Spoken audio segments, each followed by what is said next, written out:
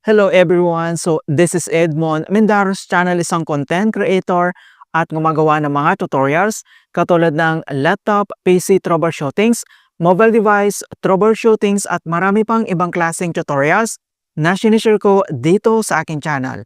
At sa bidyong ito ay pag-uusapan natin at i-guide ko kayo on how to change your GrabPay profile details like your name and then mobile number na registered sa ating account. Yes, pwedeng-pwede na natin palitan yung ating name at yung mobile number natin gamit lang yung ating GrabPay app. Kung hindi mo kabisado kung paano ba palitan yung ating profile details, then ang bidyong ito ay makakatulong sa iyo as Sir Guide. Kaya wag na natin patagalin at start na natin. So ang next step ay kailangan mo lang i-open dito yung GrabPay app and then click mo lang. At dito lang sa ating GrabPay profile homepage. And the next step, dito lang sa top right corner, makikita mo dito yung ating GrabPay account profile photo dito. Kailangan mo lang yan i-click. And then, makikita mo kaagad dito yung ating profile. I-tap mo lang yan. And dito lang sa ating profile. And then, dito lang sa gitna, makikita mo dito yung edit profile. And then, kailangan mo lang yan i-click.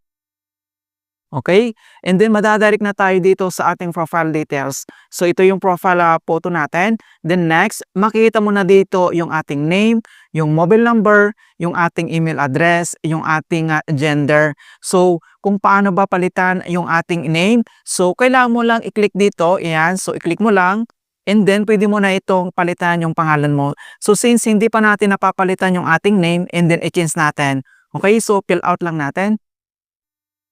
Okay? So, makita mo na dito na napalitan na natin yung ating name. So, dito naman sa pagpapalit ng ating mobile number, kailangan mo lang i-enter dito yung bagong mobile number na ipapalit mo and then makaka-receive ka dito ng OTP na isisend sa'yo ni GrabPay. So, yung OTP na yon kailangan mo lang i-enter dito para ma-confirm yung changes.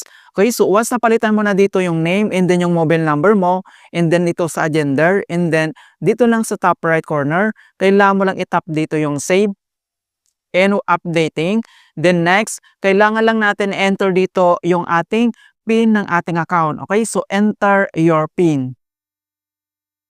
At once na-enter mo na dito yung ating PIN and then next, dito naman ay magpop up tong notifications na enable fingerprint. So you can use fingerprint when your authentications is required in the Grab app. So may option dito kung gusto mong enable ito or hindi. So dito lang sa baba, meron ditong not now or yes. Kung gusto mong enable, itap mo lang dito yung yes dito lang sa bottom right corner.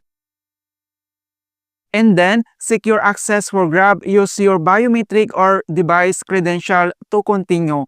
And then dito lang sa mobile screen, kailangan mo lang itap dito yung fingerprint mo kung gusto mong i-register. So, tap lang natin. Ayan. So, makita mo na dito na great. Ayan, yung authentications natin, biometric na activated na po siya. Your profile has been successfully changed, mga kaibigan. So, makita mo na dito na napalitan na natin yung ating name. Okay, so back lang tayo. Ayan. Okay, so makita mo na dito na na-change na natin yung ating name ng ating GrabPay account. Alright, so ganoon na po kasimple mga kaibigan kung paano natin i-change yung ating profile details dito lang sa ating GrabPay app. In hope na nakapagbigay ako ng konting kalaman at guide tungkol sa GrabPay tutorials. Thank you guys and see you in my next tutorials.